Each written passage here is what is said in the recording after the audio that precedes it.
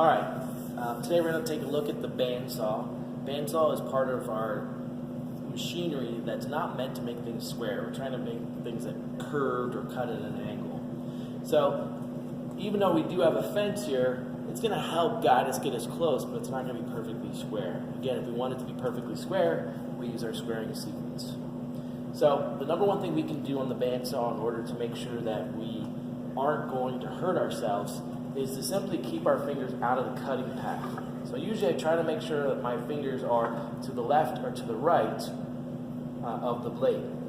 This little table insert here is a nice good reference to say keep your fingers outside of that area, you should be okay. The accidents that we've had here in the past were because people were cutting their board and they literally had their thumb in the way and the board snapped or cracked and they pushed their thumb right into the blade. Other accidents were because scrap wood was back there, so they reached and grabbed the scrap wood and weren't aware where their finger was and ended up cutting it. So please make sure that if this blade is moving, your fingers aren't anywhere near it. Okay? If you want to, we can use this tool here, which we know is called a miter gauge. We can adjust this and we can slide this in the miter slot. We can cut different angles. Again, it's going to get us close, but it's not going to be perfect because it is a bandsaw.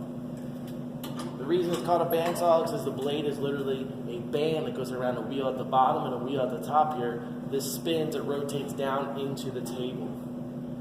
If I go in here and I cut and I twist, what can happen is I twist the blade here, it transfers that twist all the way up to the wheel and it causes the blade to pop off the track. It could break the blade or minimally it's just going to pop it off the track. So we have to avoid that. And again, that's something where we would cut relief cuts. When I go to make my cut, I'm going to make sure I have my safety glasses on.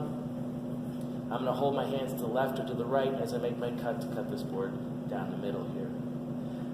One of the common misconceptions here is you don't always have to hold your board with two hands.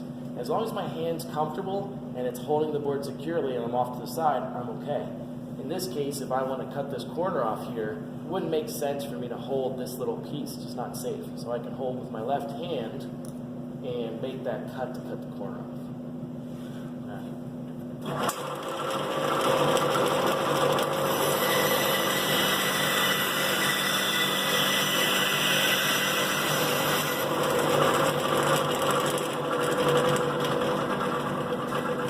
So you may have noticed when I was making my cut, as I was cutting this, when I got to the end, I slowed down a little bit, allowed the blade to catch up a little bit so that I can make the cut through the end. Trying not to push really hard, and then when I get to the end, it pops through like this and can cause a problem. When we're cutting curves on the bandsaw, one of the things that I like to do is I'm actually going to cut most of this extra material off first. So I'm going to cut a path somewhat like this. It's not going to be perfectly straight, but that's okay. Then what I'm going to end up doing is coming back and cutting off my excess pieces a little bit smaller. And you're going to notice in here, when I go and I try to cut like this, it tends to wear on the blade here, makes it a little bit more difficult, a little bit more dangerous. So what I'm going to do is I'm actually going to go in here and I'm going to cut these things called relief cuts.